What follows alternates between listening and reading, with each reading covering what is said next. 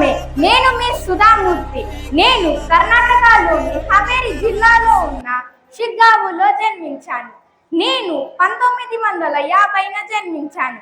మా తండ్రి గారి పేరు ఆర్హెచ్ కుల్కర్ణి, మా తల్లి పేరు విమల కుల్కర్ణి.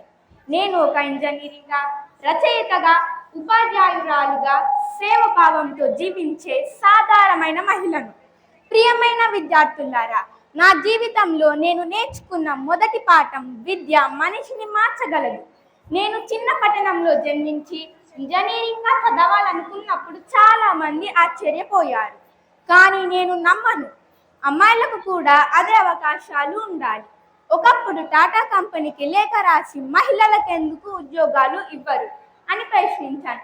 అదే నా ధైర్యానికి ఆరంభం. ఆ తర్వాత నేను మొదటి మహిళ ఇంజనీరింగ్గా పనిచేశాను. తర్వాత ఇన్ఫోసిస్ ఫౌండేషన్ ద్వారా నేను, నా భర్త ఎన్ఆర్ నారాయణమూర్తి గ్రామీణ ప్రాంతాలలో పాఠశాలలు, గ్రంథాలయాలు, ఆసుపత్రులు నిర్మించడంలో భాగమయ్యాం. నాకు సంపద కన్నా సంతృప్తి ముఖ్యం. నేను ఒక రచయితగా సాధారణ జీవిత కథలలోనే గొప్ప విలువలు ఉంటాయని నమ్ముతాను. పిల్లలకు, యువతకు నేను చెప్పేది ఒకటే: సాదా సీదా జీవితం గడపండి, పెద్ద కలలు కనండి, మనసు మంచిగా ఉంచండి. నా జీవిత ప్రయాణం నాకు ఒక విషయాన్ని స్పష్టంగా నేర్పింది: సంపద, ఖ్యాతి తాత్కాలికం, కానీ మనం చేసిన మంచి పనులు శాశ్వతం.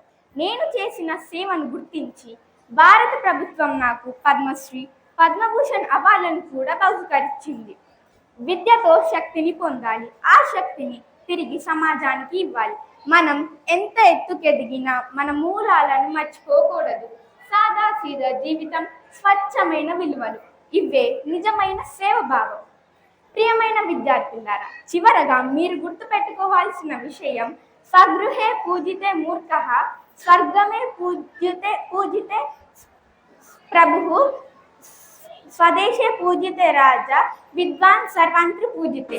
అంటే మూర్ఖుడు తన ఇంట్లోనే గౌరవించబడతాడు, అధికారి తన గ్రామంలోనే గౌరవించబడతాడు, రాజు తన రాజ్యంలోనే గౌరవించబడతాడు, కానీ విద్యావంతుడు, పండితుడు అంతటా పూజించబడతాడు. ఈ పాత్రను నేను అభినయించిన